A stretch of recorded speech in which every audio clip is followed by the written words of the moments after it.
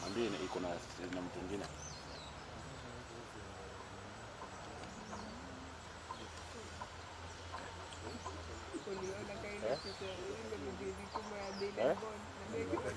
Masipuri. Bonde na kuna I always wish I live that way. These guys are seeing enough of jokes.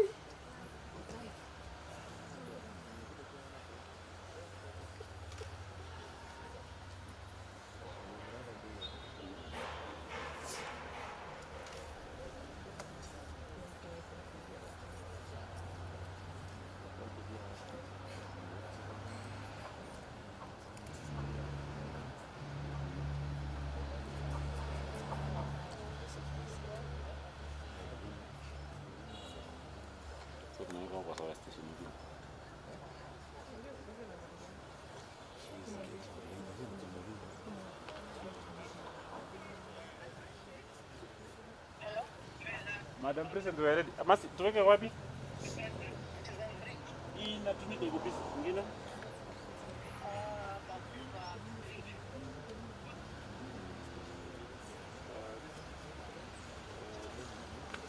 Ndio, tumeona.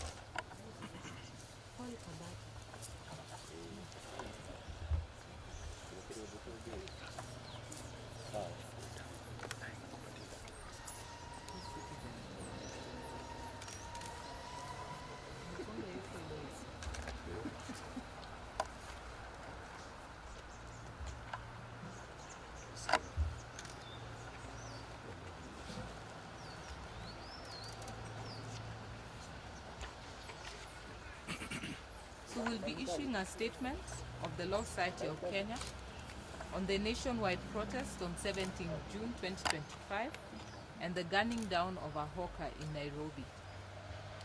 The Law Society of Kenya keenly followed the nationwide demonstrations on 17 June 2025, demanding justice over the murder of Mr. Albert Ojwang while in police custody. We note with great exception the cutthroat violence that was meted out against demonstrators by both the police and armed goons purporting to be a vigilante group defending Nairobi City. From the onset, we condemn the barbaric conduct of these militia-like groupings who are acting in concert with the police officers.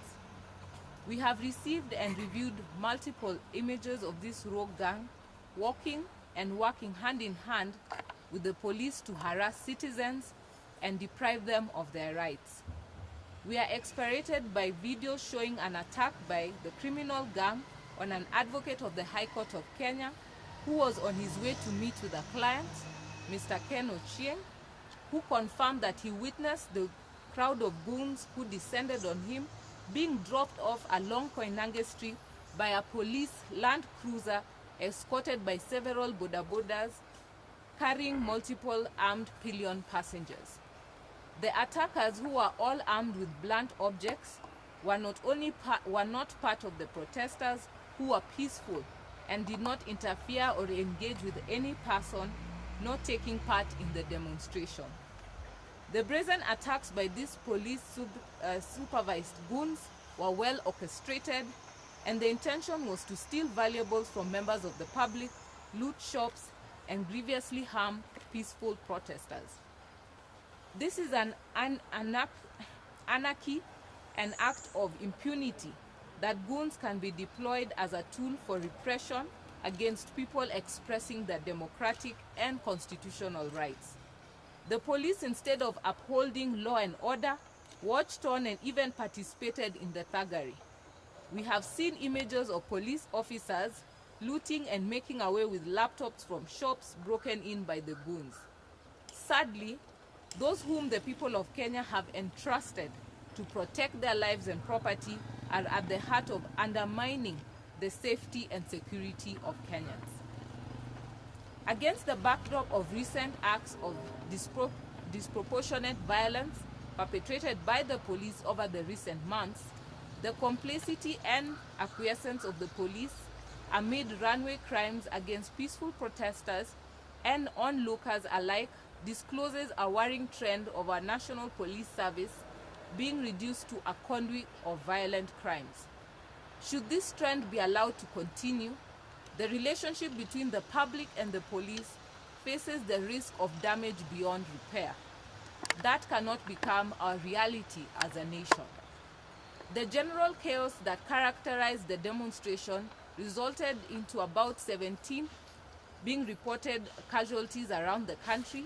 In Nairobi, an armed officer was filmed shooting at an unarmed hawker at point-blank range, leaving him for dead despite his non-involvement in the protests. The victim was rushed to Kenyatta National Hospital and is reportedly in a critical condition. We pray for his full recovery and look forward to positive updates from the hospital. I've had the privilege of meeting his father, Mr. John Kariuki, this afternoon, and he confirmed that he had seen his son on ICU tubes, but he's still concerned with the treatment and information being given at Kenyatta National Hospital.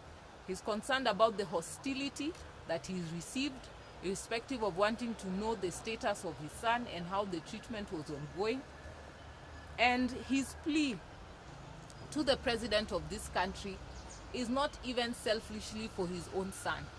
He cries out, raising concern that this is just his son who was shot, but what about the many other sons who will continue to be shot and maimed? And he seeks for justice, that this individual police officer be arrested and indicted and prosecuted before a court of law, and secondly, that the brutality by the police must come to an end. The murderous conduct of the officer involved was not only unjustified, it was premeditated. Such disregard for human life is the very reason behind the ongoing series of protests. And it is an anthem that the police respond to calls for their reform by perpetrating further atrocities and extrajudicial killings. While we acknowledge the statement from the National Police Service indicating that the officer involved has been identified and arrested, we maintain that such heinous crime and affront from the Constitution deserves full reprisal in the interests of justice and the rule of law. We shall not dance to the piper of a statement that is not only ambiguous, but also fails to take responsibility for the criminal conduct of the officer in question. From the statement by the National Police Service, there is no evidence that the officer has been indicted for his heinous crime.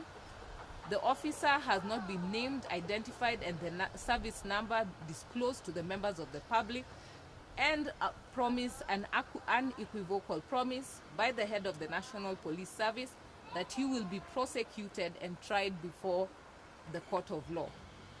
He must be treated as the face of impunity and criminality within the police service, and his ultimate punishment must serve as a lasting deterrent for all officers who undermine and violate their constitutional duties.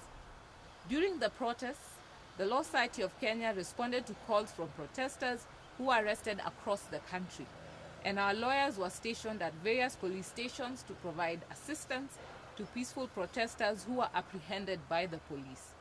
In Mombasa, 4 activists, Francis Auma, Walid Sketi, Mugambi, and Batule Swale, were arrested and charged with unlawful assembly and assault. We note with concern the assault of Ms.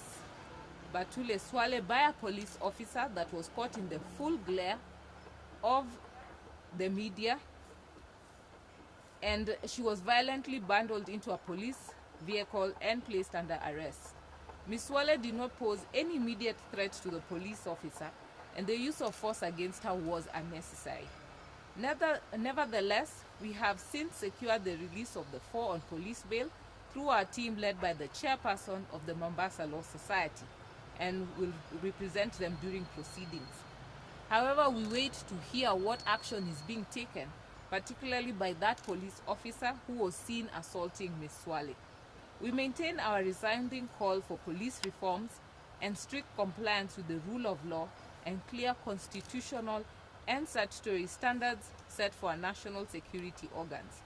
We reiterate that the role of the National Police Service is to maintain law and order and not to perpetrate lawlessness, and their solemn duty is to protect and preserve life, not cut it short on whim and malice. We also raise concern, and we note the statement that has been made by the spokesperson of the judiciary, raising concern about the recent brutality. But also the ball falls upon the judiciary. We continue to see this element of lawlessness by the police because we are not holding that Oval Office as well to account.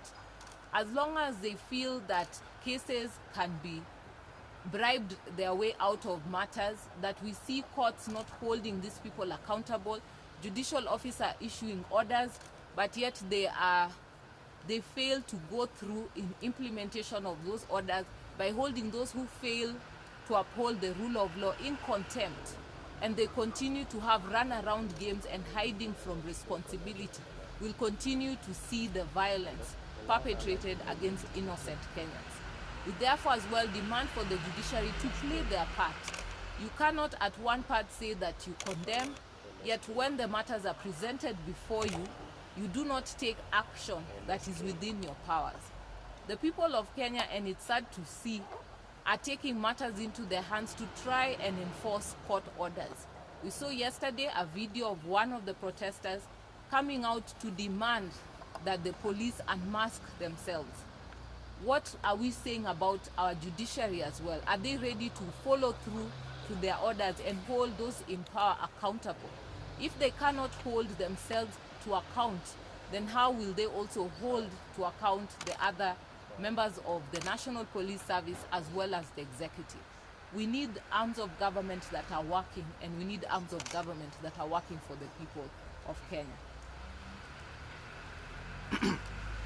The events of yesterday are a gruesome contradiction of the role and the duty of the police.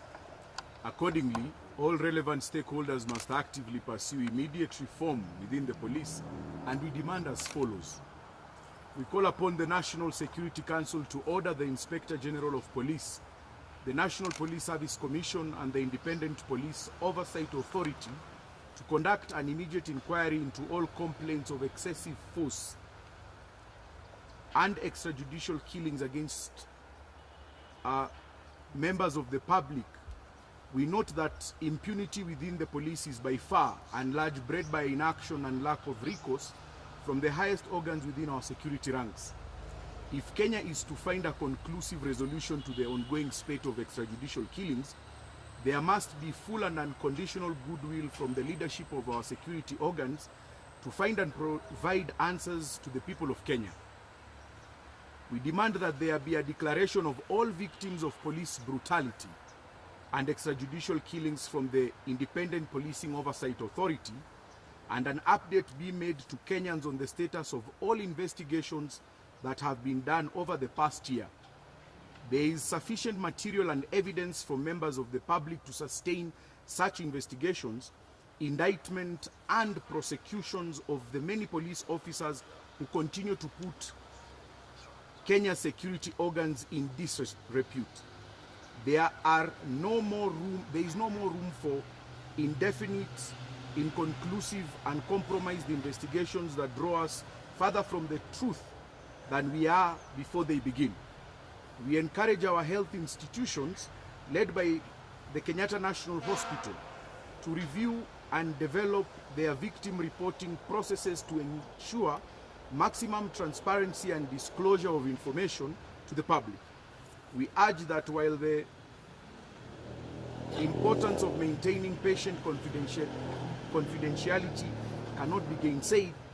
There is an overwhelming public interest in keeping the public updated and aware of the number of victims of police brutality they receive, the extent and cause of injury sustained by the victims, and the level of treatment they have so far received. This information is crucial to containing public anxiety over the fate of victims and instructive in advancing investigations into complaints against the same police officers. We call upon the Office of the Director of Public Prosecutions to mount formidable charges against and undertake swift prosecution of all police officers implicated in cases of extrajudicial killings. The historic delays in prosecuting police officers undermines justice and often gives room for the cases against criminals in uniform to be compromised. There must be a paradigm shift, and all cases of police brutality and extrajudicial killings must be prosecuted as a matter of priority, as they constitute matters of national security which impact our sovereignty as a nation. On our part, as the Law Society, we are prepared to offer our support to all investigations and complaints relating to the conduct and misconduct of police officers. We note that the human rights contained in our Bill of Rights are the backbone of our social contract and are integral to maintaining a democratic and functional society. We must remain true to the values espoused in our Constitution and expressed in our national anthem.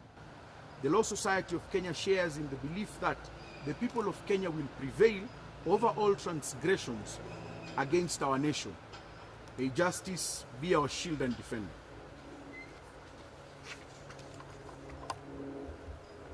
We can take a few questions. Madam President, if you go to the street now, every Kenyan is now just feeling like the parliament is compromised. Whatever the police saying or the government saying, it doesn't matter. And some of the judiciary is compromised. The only people that are just somehow believing is you. What are you going to do to make sure that you enhance your visibility to the people and continue pressuring this government to follow the legal process? Because the value of human life in Kenya is becoming like animals, and it's a matter of fact do something done against the same government. You are the legal practitioners. What are you going to do to advise even the government, as well Kenyans, that you will do anything within your powers to salvage the same country that we are defending on?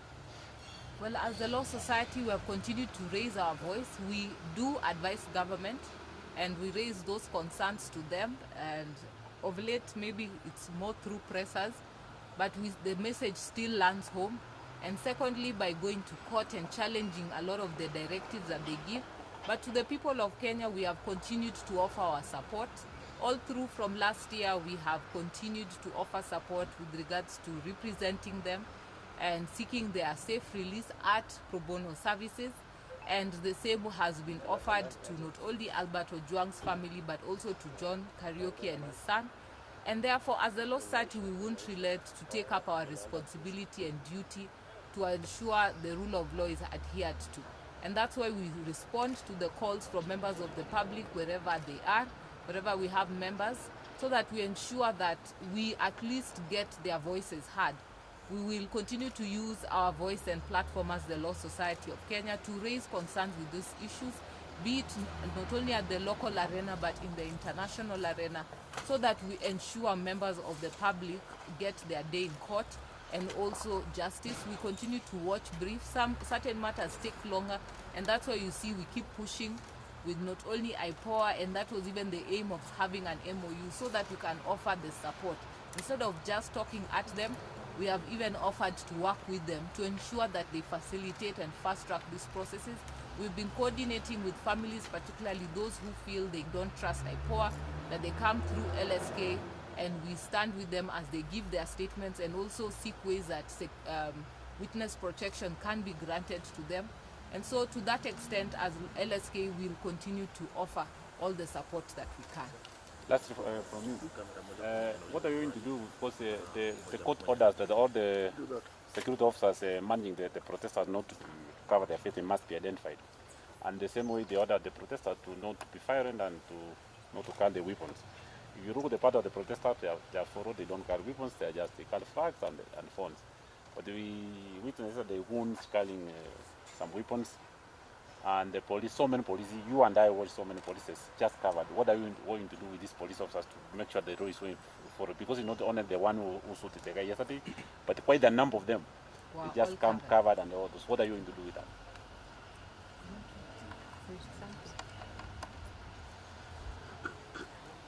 Honorable Justice Mumuye Bahati issued orders that police officers are not supposed to cover their faces.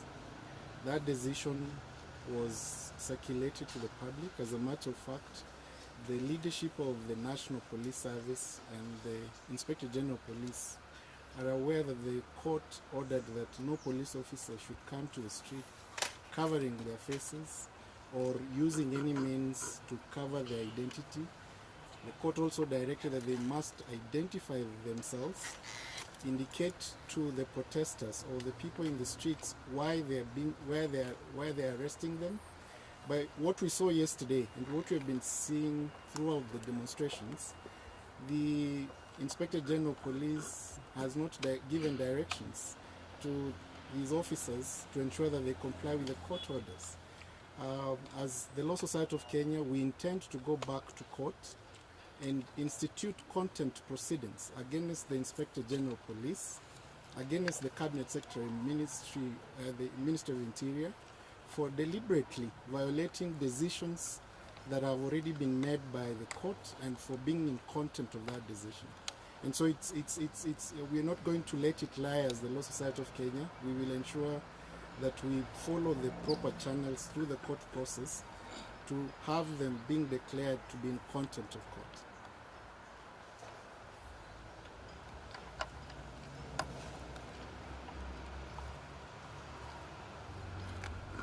So with yes. What are the mechanisms that are in place to hold accountable for acts of violence? Especially, let me give an example. Last year, I was still in school. I was mid-university. A police officer threw tear gas to a student for teacher. The student was called Trevor. When we started pursuing this as student leaders, they said, I gave a call that we have to submit the form that was used to capture that. And up to now, nothing has been done so far in that case. It went to court. How effective are these mechanisms? Okay, well, once a report is done, ideally IPOA should come and take your statements and pick whatever relevant evidence for them to prepare the case and submit the same before the Director of Public Prosecution. And if he feels that the evidence is not adequate, he should raise the same and give directions as to what needs to be done to ensure that that is more watertight. The challenge we are having with IPOA, as much as they are complaining that they have inadequate resources, is the question of how many event cases, irrespective of the challenges they're having, have they done to fruition or completion. And that is why, as the Law Society, we took that initiative to sign an MOU with them to also work with them to support where they feel that they are challenged, but secondly also to hold them accountable, that we're able to push and insist we want feedback and follow-ups on the cases that they're handling. Because I agree with you that IPOA has been very slow and sluggish in terms of actually doing much. Even if you see the report that was handed over by the previous commission, it was I would say a very unimpressive report that was issued with regards to what actually the IPOA had done. And that's why we are not relenting in the pressure on IPOA, because there are several cases from last year that have not been investigated to fruition. Even now we continue to raise the lapses that we see in terms of the investigation, the people they're not calling, the people they're not reaching out to investigate the case of Albert. We are yet to see the statement that they have issued with regards to the killings yesterday. We have just gotten a statement from the IG of police saying that he's been arrested. But in terms of IPOA saying they have since come in, they are followed up, they have even the extent of trying to meet the persons that were around, and even getting information or evidence or seeking for those who recorded the same. Nothing has still been done. And so those are areas that we will continue to raise and challenge them, because I agree with you, IPOA has really failed Kenyans in terms of the work that they ought to be doing. Lastly from you, with regard to, you said you will pursue the court order to be enforced by the police covering their faces. Yeah. Meanwhile, what's your advice to the public, to the protesters? How do can they treat this police or who are covering their faces as wounds, or what? What's your advice? Can people to do with it? You know, if you're not dressed in police uniform and you have not identified yourself, you cannot be a police officer. We expect officers, the police officers, to be fully dressed and to be able to identify themselves, because we've had situations of people even buying uniforms and feigning to be police officers. So my plea to members of the public is protect yourself, go live if you must, take photos, record, because without that we wouldn't have captured the untimely death of the hawker that was photoed, as well as the many other deaths and the injuries that we have still seen from the different photos that we are collating. We wouldn't have seen the goons that were working. Say the internet never forgets, and so ensure that you go live, protect yourself, work in groups, and our hotlines are there and available. Reach out, call, so that the first important person is you and your life, and then we will continue to crack down on those who refuse to obey court orders. With that, I thank you.